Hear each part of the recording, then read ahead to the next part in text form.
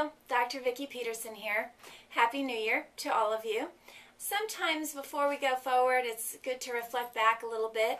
And I was thinking about the book that we wrote. It's not quite 2 years old, but almost, The Gluten Effect.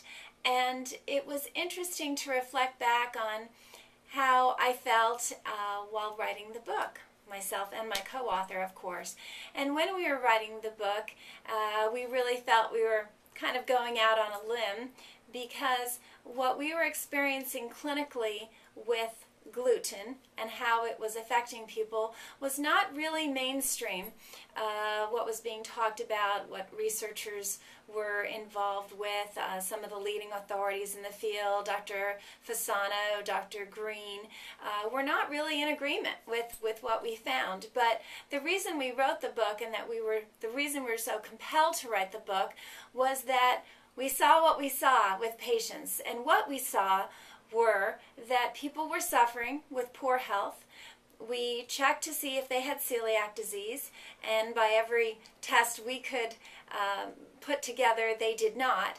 Yet they were clearly sensitive to gluten because when they removed it from their diet, they improved immeasurably. And it wasn't just digestive, it was neurological, it was hormonal, it was joint related, it crossed all these systems that we now know that gluten can affect, because we know that gluten can affect pretty much every system of the body. There's over 130 symptoms and diseases associated with gluten and how it can affect our health. And so here we were in this quandary of we saw what we saw clinically, and it really wasn't being talked about, so we were compelled to write the book, which we did. But it struck me just the other day when I was kind of reflecting back a little bit and thinking as well forward and what the new year was going to bring.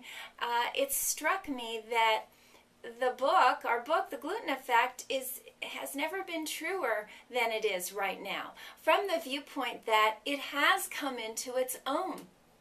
Researchers like Dr. Fasano and Dr. Green, who before, when we first wrote our book, said there really was no such thing as gluten sensitivity, and maybe it was a placebo effect, etc., etc. That has all been now validated. So gluten sensitivity has been extremely validated.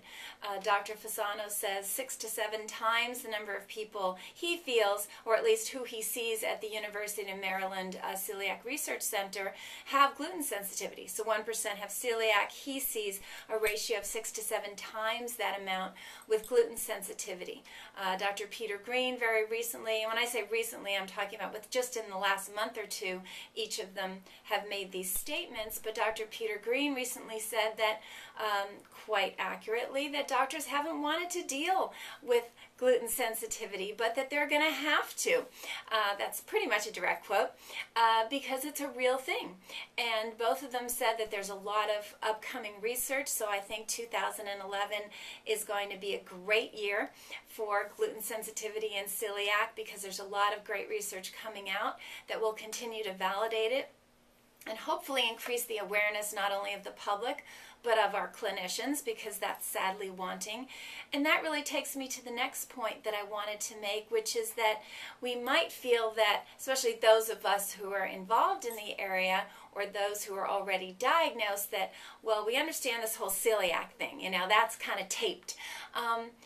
But really far from it. If you were responsible for a sector, whether it was of a disease or a problem at work, anything you were responsible for, if you were able to solve the problem and diagnose the problem, if you will, find the problem accurately, if you could do it 5% of the time, how impressed with yourself would you be?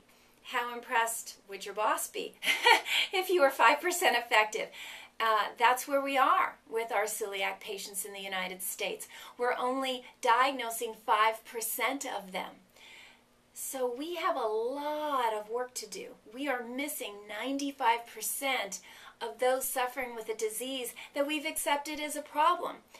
Now look at gluten sensitivity that's affecting, I believe, much more than 6 to 7 times. I think it's more like 30 to 40 times the number of people who have celiac disease.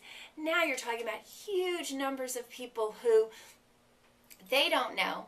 Their clinicians don't even accept the fact that there is such a problem. So boy, now you see what the work we have cut out for us. I am absolutely here to get that job done. This year I'm putting together a new website and a lot of new tools. So please do feel free to give me your feedback of what you need and want. This is what makes me tick. I'm absolutely passionate about this, but here in summary is what I think we should do with where we are currently. And that is that yes, more research is coming out and more tests are coming out, but they're not here yet. So what do? Do we just sit and keep eating gluten and go, oh well, there's not a great test? No, that's ridiculous. What we need to do is, sure, get those tests. If those tests are negative because they're not as sensitive as they need to be, fine. Still, then do your own test, which is 30 days, absolutely no gluten. Do you feel better? Now you got to be perfect during those 30 days, or as perfect as humanly possible. At the end of those 30 days, and maybe before, you have the awareness, oh my goodness, I am so much better. This is better, that's better. Enough. You've done a test. You have done a legitimate test right there. And that's what we have to do. That's where we are. Sure, get the tests, but the tests are often negative. Don't stop there. I guess that's my final message is don't stop there. Do your own test. You find out for yourself whether being without gluten makes you feel better. And that's enough to go on. So until then, use that as your guide. And I will keep you abreast of all the latest and greatest. I promise to do that. And together, we will make a difference and really get our society, our children, our elderly, all of us will enjoy much better health as we continue to isolate how gluten affects us. So Happy New Year once again, and until next time, I wish you very good health.